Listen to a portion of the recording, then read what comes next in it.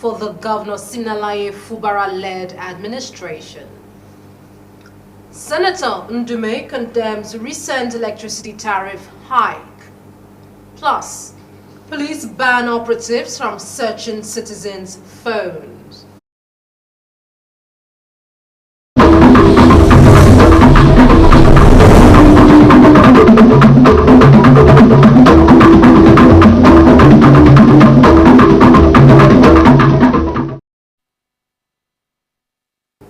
Do you love and care about River State and her peace? Let's build and take her to greater heights. This is a task we must all accomplish.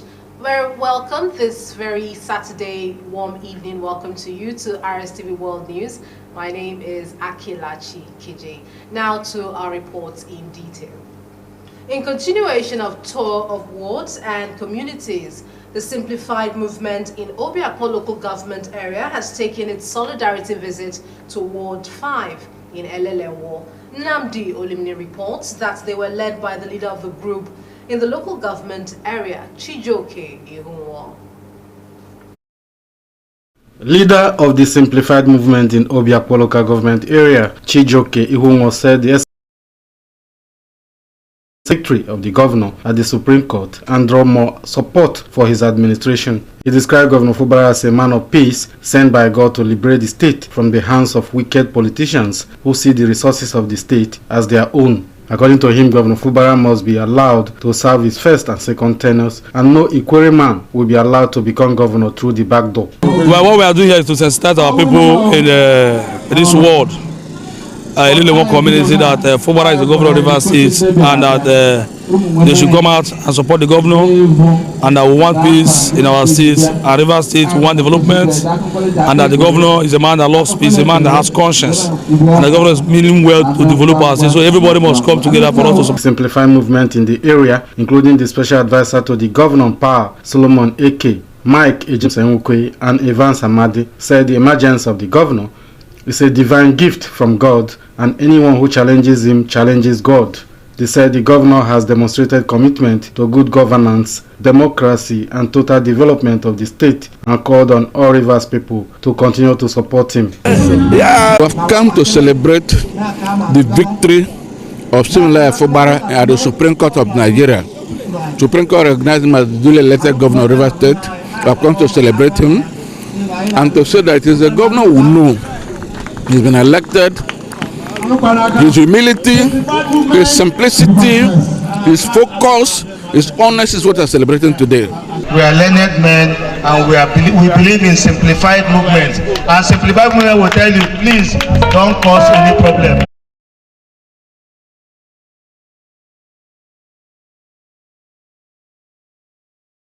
To come out and work.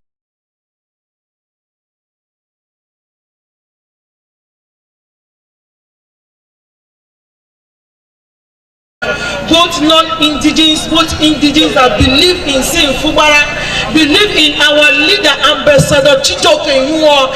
He's a fearless man. Nnamdi Olimini, Rstv News.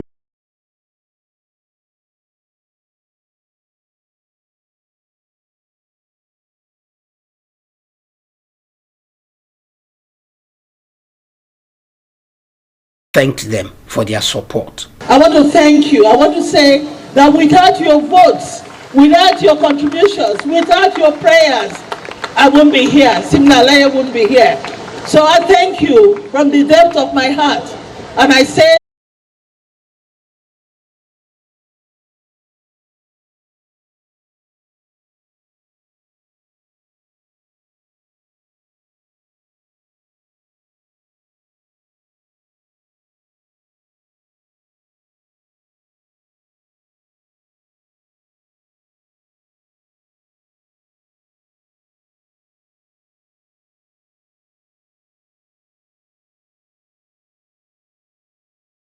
The 2024 academic session, earlier scheduled to commence on Monday, 8 April 2024, has been shifted 1 week forward to commence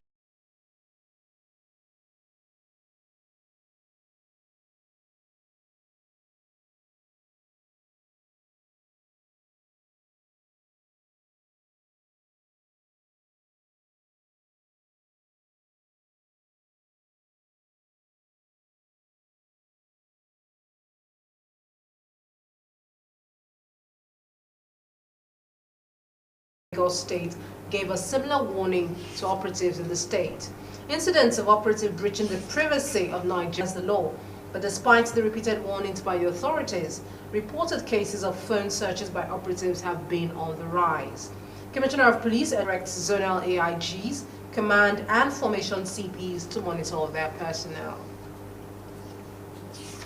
Now, the Chief of Army Staff, Lieutenant General Tarid Lagbaja, has commissioned some projects at Nimbe National Grammar School, NNGS, in Bayelsa State. The projects include remodeling of the school's main gate, construction of 8 toilets, a renovation of science laboratories, and supply of laboratory equipment. Others are the construction of library bookshelves, water reticulation and supply at the kitchen and hostels, renovation of sick bay and supply of drug prep, and the establishment of a computer-based test center equipped with 168 computers. Commissioning the project, the Chief of Army Staff was represented by Major General Jamal Abdusalam, General Officer Commanding GO66 Division of the Nigerian Army, said the far-reaching projects, which are classified as Civil-Military Cooperation (CIMIC), were executed across the country as part of the Army's non-kinetic approaches in combating security challenges facing the country.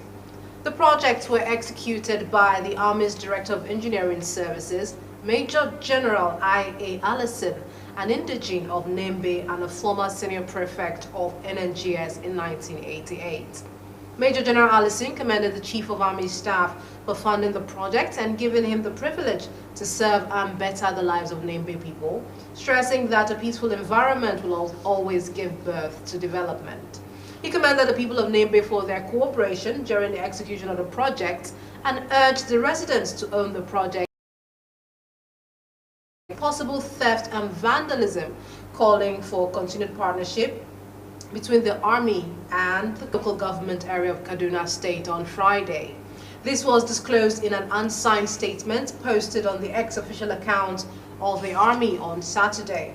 According to the statement, the troops in the successful counter-terrorism operation tracked down the terrorists known to carry out their nefarious act on motorbikes, who had been using the bikes to terrorize Kaduna, its neighborhood, and across the northwest region of the country.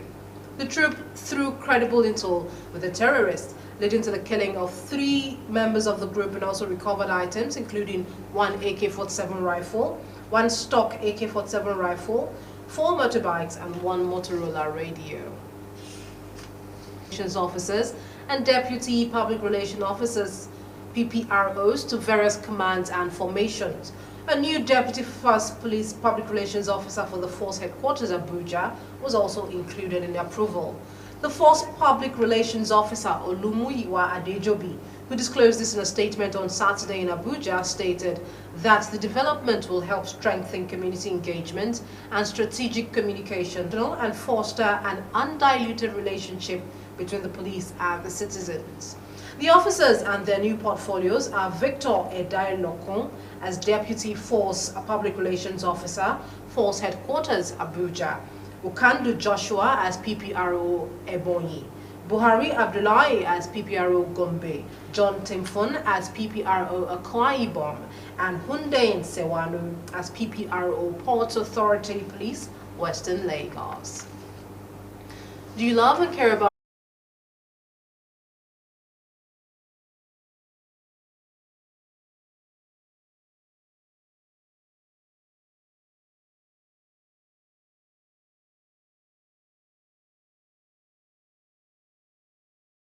types of social and financial services? The innovative card, made in collaboration with the Central Bank of Nigeria, CBN, and the Nigeria Interbank Settlement System, NIBSS, will be powered by Afrigo, a national domestic card scheme. This was disclosed by the head of corporate communications of NIMSI, Kayode Adeboke, who in a statement Friday said the national ID card, layered with verifiable national identity features, is backed by the NIMSI Act No. 23 of 2007, which mandates NIMSI to enroll and issue a General Multipurpose Card, GMPC, to Nigerians and legal residents. According to NIMSI, the innovation will address the demand for physical identification, enabling cardholders to prove their identity. Residents with the National Identification Number NIN will be eligible to request the card. It will also facilitate financial inclusion for disenfranchised Nigerians and empower citizens. The Nigerian Electricity Regulatory Commission, NERC, has issued new directives to the electricity distribution companies DISCOs on the implementation of the April 2024 multi-year tariff order. The directives were contained in a statement signed by NERC's Deputy General Manager of Market Competition and Rates, Abba Terab, on Saturday. NERC had on Wednesday the NERC Vice Chairperson Musilio Oseni, who disclosed this while speaking at a press conference in Abuja on Wednesday, explained that only electricity customers in Band A will be affected by the increase. He noted that the increase would not affect Bands B, C, D, and E, while noting that the number of customers previously on Band A has been reduced, adding that Band A customers are offered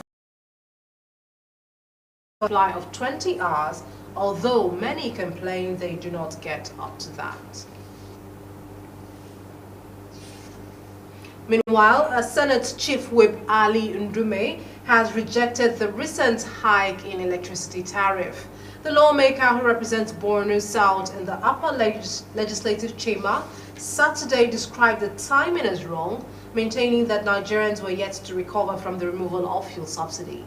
He calls on the federal government to reconsider its position in the interests of Nigerians, said Nigerians are facing many challenges including unprecedented inflation, poor purchasing power, insecurity, and other hardship, stressing why such an important decision was taken without necessary consultation with the National Assembly as representatives of the people. The former Senate leader said the federal government should focus on providing stable electricity first to Nigerians, reduce the inflation, stabilize the naira, reduce food prices, and provide other basic amenities to Nigerians. Nigerian Electricity Regulatory Commission, NEC, recently approved a 300% tariff increase for Band A customers, allowing power distribution companies to raise electricity prices for city dwellers from 68 naira to 225 naira per kilowatt hour, with effect from April 1, 2024. And now on to foreign stories. Around 400 people are still stranded and awaiting rescue in Taiwan after a magnitude 8.4 earthquake struck this week, the island's fire department said Saturday. The stranded are considered safe but are cut off by landslides and other blockages on rural roads near the island's hard-hit east coast. The death toll from the quake has risen to 13. Taiwan's National Fire Agency said after 3 bodies were found on a walking trail through the mountainous region. 2 were discovered on Friday and 1 on Saturday, the NFA added, saying teams were still working to confirm the identities of those recovered. The tremor, Taiwan's most powerful in 25 years, rocked the entire island on Wednesday and was felt as far away as Hong Kong and Shanghai. Taiwan authorities said more than 1,000 people are being treated for injuries and 6 people are still missing. In Hualien country, the worst affected region, buildings buckled and landslides were triggered as survivors told CNN that many local shops and businesses, some operating over a decade, were gone in one morning. Rescue operators on Saturday continued to be hammered at night to aid efforts. Storm rests Ecuador's former vice president. The raid came hours after Mexico announced it would and urged Ecuador to offer him safe passage to leave the country. How can these criminals raid the Mexican embassy in Ecuador? It's not possible. It can't.